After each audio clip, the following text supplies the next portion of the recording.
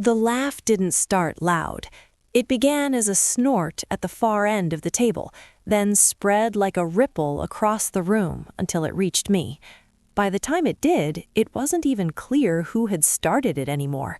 It had become collective, shared, harmless in the way cruelty often disguises itself when enough people participate. "Still unemployed?" my sister's boyfriend said, leaning back in his chair with a grin that told me he already knew the answer. "Must be nice. All that free time?" Someone laughed again. I smiled, not because it was funny, not because it didn't sting, but because years ago I'd learned that if you don't give people the reaction they're looking for, they assume they've won. We were at my parents' house for a Sunday dinner, one of those forced family gatherings where everyone pretends they like each other because tradition says they should. The table was crowded with dishes, half-eaten plates, wine glasses that had been refilled one too many times. And him, Mark, my sister's boyfriend of 8 months. Loud, confident, the kind of man who confused arrogance with charm and believed speaking without thinking was a personality trait. "So," he continued, not noticing or not caring that my smile had gone tight, "what do you even do all day?" My sister laughed, rolling her eyes like this was playful banter. "Mark, stop." But she didn't mean it. She never did. "I'm serious," he said. "I'd lose my mind if I didn't have a job. I mean, how do you even pay rent?" Another laugh, this one from my uncle. I took a sip of water and set the glass down carefully, buying myself a second to breathe. "I manage," I said. "That's not an answer," Mark replied. "Come on, what are you, like, in between things?" "In between?" I repeated. My mother cleared her throat. "She's figuring things out." Figuring things out. That phrase had followed me around like a shadow ever since I'd left my last job, the job that looked impressive on paper, but hollowed me out from the inside, the job everyone thought I was crazy to walk away from. Mark nodded slowly, mock serious. Must be nice to have the luxury. Luxury. I glanced around the table. My father avoided my eyes. My sister was scrolling on her phone. No one rushed to change the subject. They were all comfortable with this version of me, the one who could be joked about, the one whose life was apparently open for commentary, the one whose silence they'd mistaken for failure. I smiled again, wider this time. "Yeah," I said, "it's been educational." Mark chuckled. "That's one way to put it." I excused myself shortly after that, carrying my plate to the kitchen even though I wasn't finished eating. I needed air. Space, a moment away from the sound of my own worth being debated like a group sport. In the kitchen, I leaned against the counter and closed my eyes. I wasn't embarrassed. That surprised me. Years ago, a comment like that would have sent me spiraling. I would have defended myself too much, explained too much, tried too hard to prove I wasn't what they were implying. Now, I just felt tired. Tired of being underestimated. Tired of being reduced to a single word. Tired of pretending I owed anyone an explanation. I heard footsteps behind me. My sister came in, lowering her voice. "He didn't mean anything by it." I turned to look at her. Then what did he mean? She sighed. "You know how he is. He jokes." "At my expense," I said. She shrugged. "You could have laughed it off." "I did," I replied. She frowned. "Then what's the problem?" That question told me everything. "There isn't one," I said. "I just needed a minute." She studied my face, like she was trying to find something. Anger, maybe. Hurt. A crack she could point to and dismiss. When she didn't find it, she looked unsettled. "Well," she said, "don't be so sensitive." Sensitive. I watched her leave the kitchen and return to the table, slipping easily back into the noise, into Mark's arm draped casually over her shoulders. I stayed where I was, because here was the truth no one at that table knew. I wasn't unemployed. I just wasn't employed in a way they understood.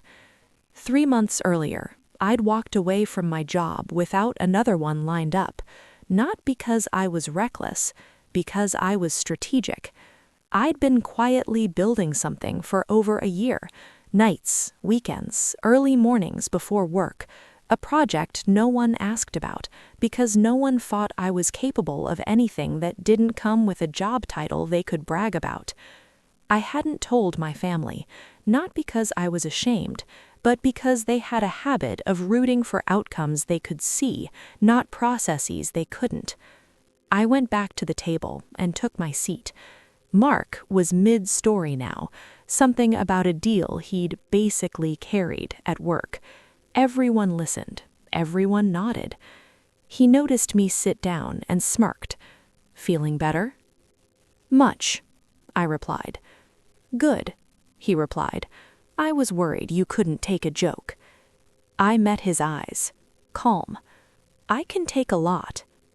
That seemed to amuse him. Dinner continued. The topic shifted. Plans were made, laughter rose and fell like waves. But something subtle had changed. Mark watched me more closely now, not because he respected me, because he couldn't read me, and people like him hated that. Later, as dessert was being served, he tried again. "So," he said, spoon tapping against his plate, "any job prospects, or are you riding the unemployment train for a while?" My father glanced up, uncomfortable but silent. I set my fork down. "I'm actually very busy." "Busy doing what?" Mark laughed. I tilted my head slightly. "Working." That earned another laugh from the table. "Oh, come on," he said. "Doing what?" I smiled. "I'll tell you when it's finished." My sister rolled her eyes. "You're being mysterious." "Am I?" I replied. Mark leaned forward, elbows on the table. "Sounds like code for I've got nothing." The words landed, not like a punch, like a test. And for the first time that night, I felt something spark in my chest. Not anger, anticipation. Because here's the thing about being underestimated. People stop watching carefully. They get sloppy. They say things they wouldn't say if they knew who they were really talking to. I picked up my fork again and took a bite of dessert. "It's okay if you don't believe me," I said. "You're not my target audience." The table went quiet for half a second. Mark laughed, a little too loud. "Target audience? What is that supposed to mean?" "It means," I replied calmly, "that I'm not building this for validation." My mother shot me a warning look. My sister looked annoyed. Mark studied me now, his grin tightening. "You think you're better than us?" "No," I said. "I think I'm different." There it was. Difference made people uncomfortable. "Well," he said, leaning back again, trying to reclaim control, "good luck with whatever imaginary thing you're working on." I smiled. "Thank you," I said. "I'll need it."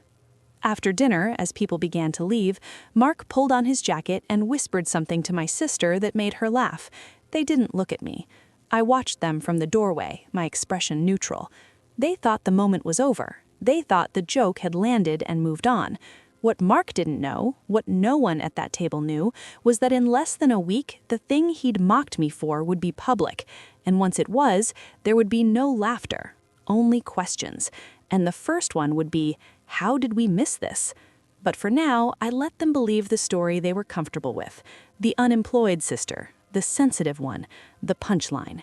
Because sometimes the best response isn't defending yourself, it's letting people laugh, right before the moment everything they thought they knew collapses. The thing about being laughed at in a room full of people is that the sound doesn't stay in the room, it follows you. It echoed in my head all the way home that night, not because it hurt, but because it clarified something I'd been avoiding for a long time. They didn't see me. Not really. To them, I was frozen in an old version of myself, the safe one, the unremarkable one, the one whose life could be summarized in a single dismissive word: unemployed. It didn't matter what I was actually doing. What mattered was that I no longer fit into a category they respected. And Mark? Mark thrived on categories: winners and losers, providers and dependents, people worth listening to and people worth mocking. I turned the key in my apartment door and stepped into the quiet. The silence felt heavier than usual, but also cleaner, honest. I set my bag down and opened my laptop. The dashboard loaded slowly, as it always did, and when it finally appeared, the numbers stared back at me like a secret only I knew. Traffic up another 12%, 2 new partnership inquiries, 1 message marked urgent. I exhaled. This was why I hadn't said anything, because if I'd told them too early, they would have poked holes in it, asked questions I wasn't ready to answer, cast doubt where I was still building certainty. I clicked the message. It was from a potential investor. Short, direct. We saw the beta. We want to talk timeline and scale. I leaned back in my chair and closed my eyes for a moment. Unemployed. I almost laughed out loud. The next few days were a blur of work. Real work. The kind that doesn't clock in and out, that doesn't announce itself with titles or pay stubs yet. The kind that demands everything before it gives anything back. Calls, revisions, late nights, early mornings. By Wednesday, I was running on caffeine and adrenaline. My lunch date was set for Friday. Public. No more hiding. I hadn't told my family. Not out of spite, out of self-preservation. Thursday night, my sister called me. "Are you coming over tomorrow?" she asked. "For what?" I replied. "For Mark's promotion dinner," she said. "Didn't you get the group text?" I hadn't. Or maybe I had and ignored it. "I don't think so. I'm busy." She scoffed lightly. "With what?" I smiled to myself. "Work." There was a pause. "You're really sticking to that bit," she said. "It's not a bit," I replied calmly. She sighed. "You could at least try to be supportive. This is a big deal for him." "I hope it goes well." And I meant it. She hesitated. "You've been acting different." "Different how?" I asked. "Quieter," she said. "Like you're holding something back." I looked at my screen, at the countdown clock ticking toward launch. "Maybe I am," I said. She laughed softly. "Don't get all dramatic." I didn't respond. After we hung up, I sat there for a long time. I thought about Friday night, about Mark, flushed with praise, surrounded by people congratulating him. I imagined the jokes he'd probably make about me not being there. I didn't care, because while he was celebrating a step up in someone else's system, I was about to step into something I'd built myself. Friday came faster than I expected. I woke up before my alarm, heart pounding, not with fear, but with focus. I went through my checklist slowly, methodically. One last review, one last test. At 9 a.m., I pressed publish. The site went live. At first, nothing happened. Then the notifications started. Signups, messages, shares. By noon, my inbox was chaos. By 3, I had to turn my phone face down because I couldn't concentrate. At 5, my sister texted me a photo. Mark, beaming, holding a glass of champagne. Caption, "Big night." I smiled and locked my phone. At 7, the article dropped. A feature. Unexpected, but perfectly timed. Someone with a much bigger platform had found my work, tested it, and decided it was worth talking about. They named me. They explained what I'd built. They called it quietly revolutionary. My phone exploded. By 10, I was sitting on my couch stunned, reading messages from people I'd never met, telling me my work mattered. And then my mother called. "Why is your name all over my Facebook?" she asked, breathless. I closed my eyes. "So you saw it," I said. "What is this? What have you been doing?" "Working," I replied. There was a long pause. "You could have told us," she said. "I tried," I replied gently. "You laughed." She didn't argue. The next call came from my sister. "You're trending," she said. Her voice sounded different. "Yes," I replied. "Mark says this can't be the same thing you were talking about at dinner," she said. I smiled. "It is." Silence. You built this? She asked finally. Yes. Another pause. Longer. Why didn't you say anything? I did, I said. You just didn't listen. The line went quiet. Then she said, Mark wants to talk to you. I'm sure he does, but not tonight. I hung up and let myself breathe. Not triumph. Relief. Because I hadn't imagined it. I hadn't exaggerated. I hadn't failed in secret. I'd succeeded quietly. And now the story was out of my hands. I knew what was coming next. Questions. Awkward apologies. Reframed memories. People would suddenly remember being supportive. Mark would recontextualize his jokes. They always did. But what they couldn't undo was the moment they laughed. And what they couldn't take from me was the satisfaction of knowing I'd never needed their approval to begin with. Because the moment they called me unemployed, they stopped seeing me as a threat. And that was their mistake. The shift didn't happen all at once. It came in waves. First, curiosity, then confusion, then something dangerously close to insecurity. By Saturday morning, my phone had become a liability. I woke up to dozens of missed calls, messages stacked on messages, names I hadn't heard from in years suddenly lighting up my screen like we were old friends again. I didn't answer any of them right away. I made coffee, I sat by the window, I let the quiet anchor me. Because I knew what this was. This wasn't celebration, this was recalibration. People were adjusting the version of me they'd carried in their heads, and that process is rarely graceful. Around noon, my mother texted, "Can you come over today? We need to talk." Need. Not want, not when you're free. Need. I stared at the message for a long moment before replying. Later, I wrote. Not today. 3 dots appeared, disappeared, appeared again. Your sister is upset, she sent. I smiled faintly. I had no doubt. By the afternoon, the article had been shared again, this time by someone big, bigger than the first. The comments were overwhelming, people dissecting my work, praising the concept, asking smart questions, tagging others. Strangers saw me more clearly than my own family ever had. That stung more than I expected. Around 4, my sister called again. I answered this time. "Why didn't you tell me?" she demanded, skipping any greeting. "I did," I said calmly. "You just didn't hear it." "That's not fair," she snapped. "You were being vague on purpose." "No," I replied. "I was being careful." "With us?" she asked incredulously. "With myself," I corrected. She exhaled sharply. "Mark feels like an idiot." I almost laughed, but I didn't. "That wasn't my goal," I said, "but it also wasn't my responsibility." "You embarrassed him," she said.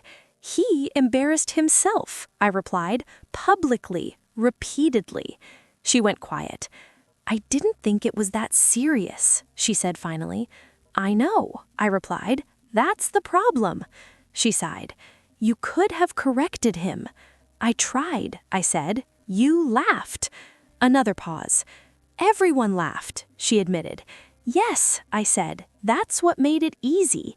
"Easy for what?" she asked. "For me to stop trying to explain myself," I replied. That landed. She didn't apologize. Not yet, but her tone softened. "He wants to come by," she said cautiously, "to clear the air." I leaned back on my couch, staring at the ceiling. "Does he want to clear the air?" I asked. "Or does he want to feel better?" She didn't answer. "I'm not ready," I said. "Maybe later." After we hung up, I turned my phone off. Not airplane mode. Off. For the first time since launch, I gave myself permission to step away. I went for a walk. The city felt different now, like it was moving around me instead of past me. People were out enjoying their weekend, unaware that my life had tilted on its axis overnight. I passed a cafe window and caught my reflection. I looked the same, but I wasn't. That evening, I opened my laptop again, Not to work, but to read, to absorb, to let myself feel proud without immediately minimizing it. That's when the email came, from a company Mark had mentioned at dinner, casually, braggingly.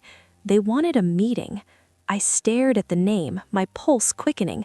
I knew exactly how this would look to him, and I knew exactly how much it would shake him. I didn't feel vindictive, but I did feel validated. Sunday morning, my phone turned back on to a storm. Missed calls from my parents, messages from extended family, one long text from my sister that I didn't open yet, and one message from Mark. Hey, we should talk. No apology, no acknowledgement, just expectation. I didn't reply. I went to my parents' house that afternoon, but only because I wanted control over the narrative. They were already seated when I arrived, like they'd been waiting. My mother stood up immediately. "We're so proud of you," she said, hugging me tightly. Proud. That word felt heavy. "Thank you," I said, stepping back gently.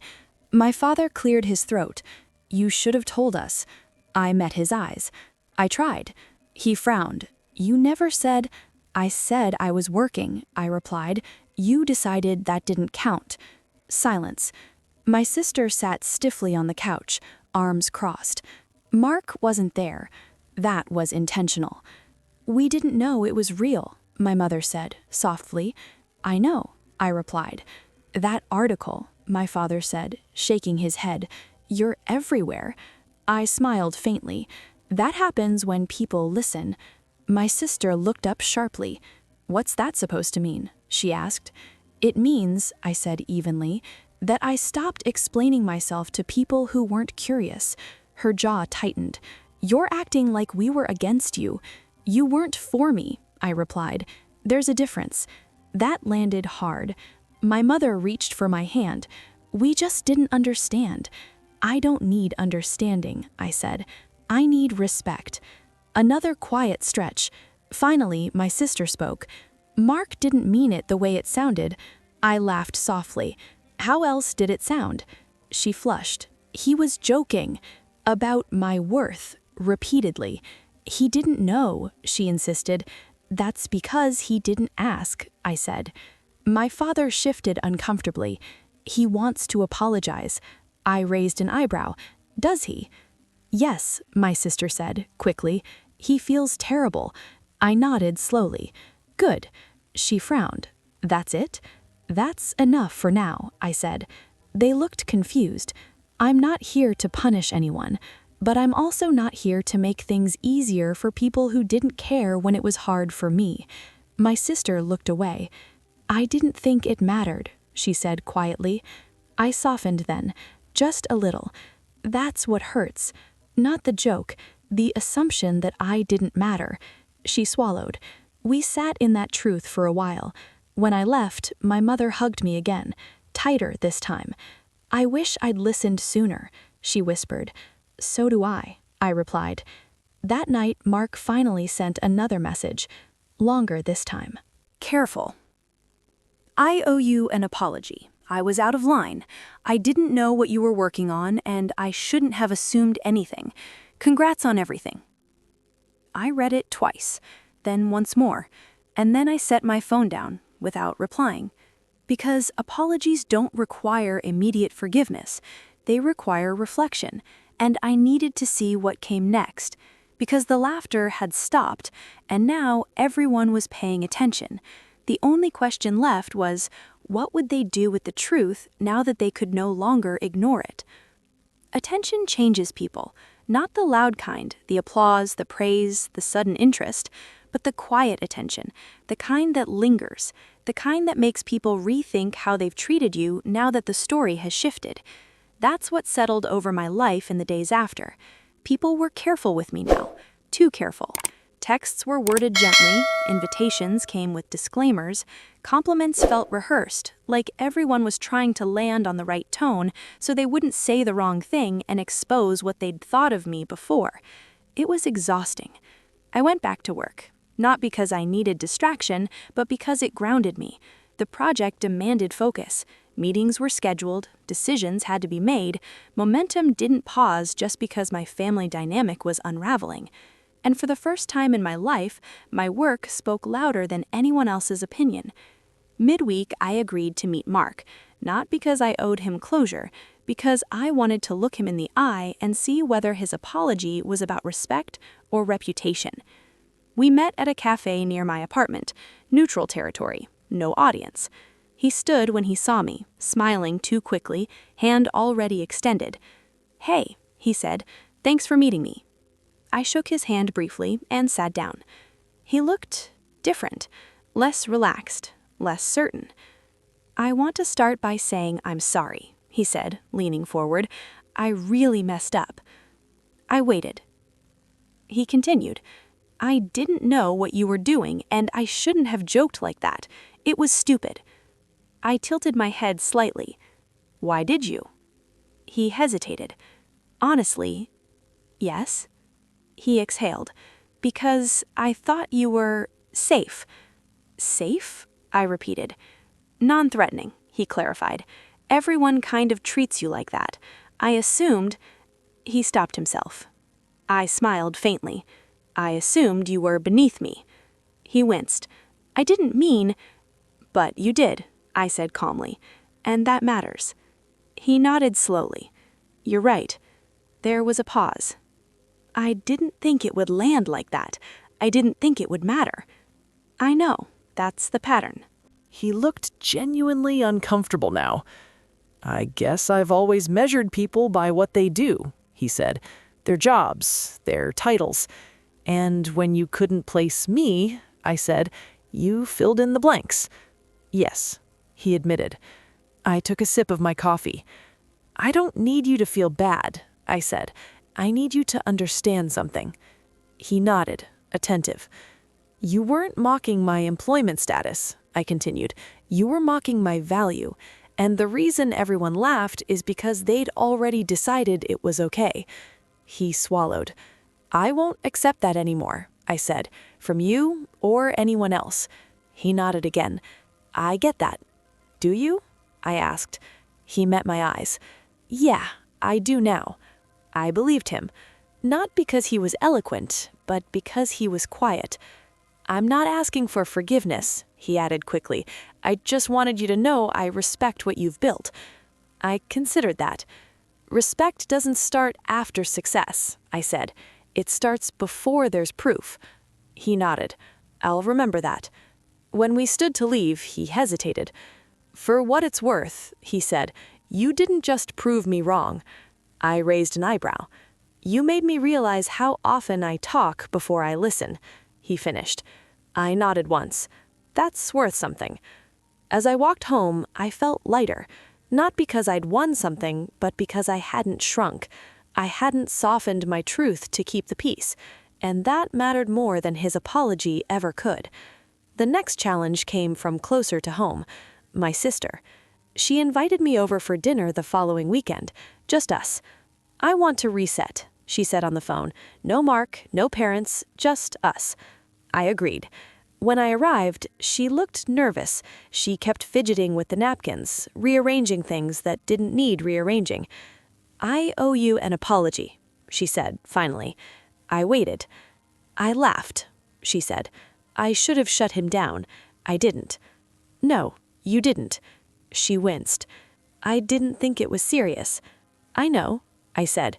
She looked up at me, eyes glossy. "I've always been the one who did things the right way. School, job, relationship, and when you didn't, I guess I assumed you were behind." I nodded slowly.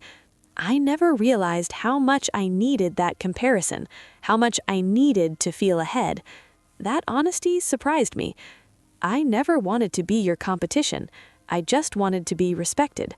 She reached across the table and took my hand. "I see you now. Really." I squeezed her hand gently. "Good." We talked for hours about childhood, about expectations, about how being praised for different things had quietly put us on opposite sides without either of us noticing. By the end of the night, something had shifted. Not fixed, but honest. The weeks that followed were full. new opportunities, new responsibilities, new visibility. And with it came a strange realization. I didn't enjoy proving people wrong. I enjoyed proving myself right. That I wasn't lazy, that I wasn't lost, that I wasn't small. I'd just been quiet. One evening, while scrolling through old photos, I found a screenshot from months earlier, a message thread where someone had asked what I did for work. I'd typed and deleted the answer 3 times before finally writing, "I'm figuring things out." I laughed softly. I wasn't figuring things out anymore. I was building, and I was done letting other people narrate my life just because they spoke louder. Because when my sister's boyfriend mocked me as unemployed, everyone laughed. But what they didn't realize was this. The joke only worked because they were all looking backward, and I was already moving forward. The laughter never came back, not in the way it had before. Something had shifted too permanently for that. Once people realize the story they've been telling about you is wrong, they don't laugh anymore. They hesitate. They pause. They reassess every interaction that came before, quietly rewriting history in their own minds. I noticed it at the next family gathering. Same house, same table, same food, different energy. Mark was there, but he stayed polite, almost careful. He laughed at the right moments, asked questions instead of making statements, and when work came up, he didn't look at me first anymore. He didn't want to risk guessing wrong again. My sister noticed too. She caught my eye once from across the room, a small, knowing smile on her face. Not smug, not apologetic, aware. And that was enough. Halfway through dinner, my uncle, one of the ones who'd laughed the loudest that night, cleared his throat. "So," he said, glancing at me, "I read that article." I nodded. "Yeah? Impressive stuff," he added. "Didn't know you had that in you." There it was, that familiar phrasing. Didn't know. I smiled politely. A lot of people didn't. He chuckled awkwardly. "Guess you kept it pretty quiet." I learned early on that not everyone deserves early access. The table went still for a second.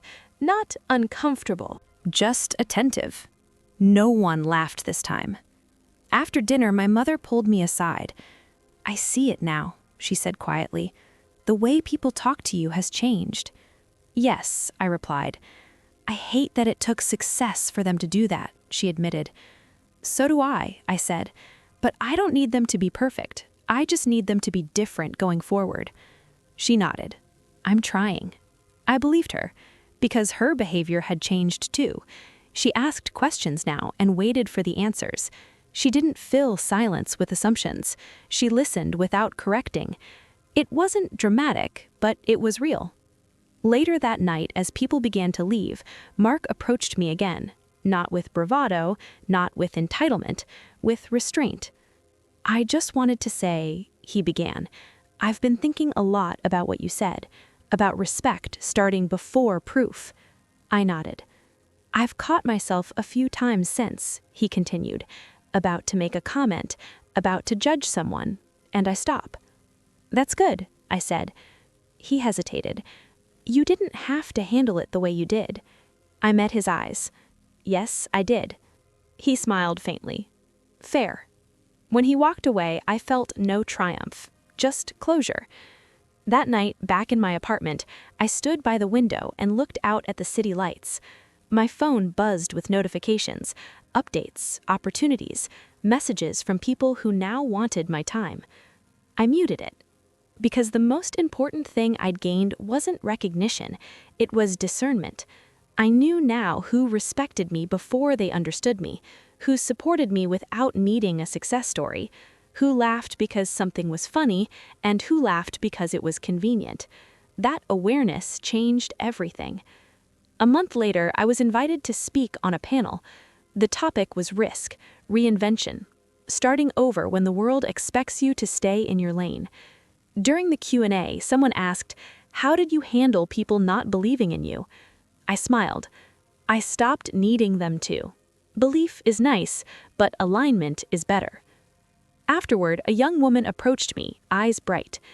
My family thinks I'm doing nothing too, she said quietly. They laugh when I explain my plans. I took her hand gently. Let them laugh. She looked confused.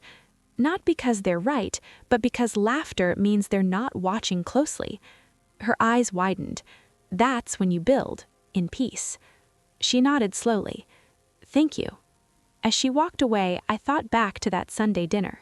To Mark's grin. To the table full of laughter. To the moment they decided I was the punchline. They had no idea what they were giving me. Freedom. Silence. Time. The space to become undeniable. My sister and I grew closer after that, not because of my success, but because we stopped performing roles for each other. We talked honestly now, without comparison, without competition.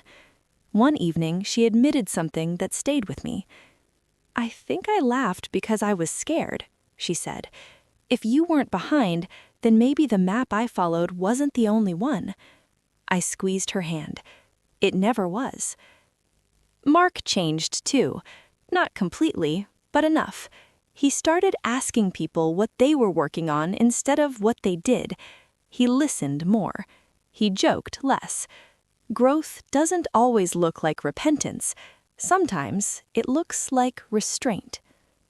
Months later, when someone new joined our family circle, another boyfriend, another dinner, another chance for history to repeat itself, I noticed something quietly powerful. When a casual joke started to drift toward me, my sister shut it down. Immediately. No, she said calmly. We don't do that. And just like that, the moment passed. No laughter, no tension, no explanation needed. I caught her eye and smiled. She smiled back. That was the real ending. Not the article, not the success, not the apology, but the shift, the recalibration of how I was treated when I wasn't in the room, and when I was. Because when my sister's boyfriend mocked me as unemployed, everyone laughed. Until they couldn't. Until the joke stopped making sense. Until the story no longer fit. Until I outgrew the version of myself they'd found easy to dismiss. And here's what I know now. If people laugh when they don't understand you, let them. If they underestimate you, thank them. If they mistake silence for stagnation, don't correct them. Build anyway. Because the most powerful moment isn't when they stop laughing, it's when they start listening. And by then, you've already won.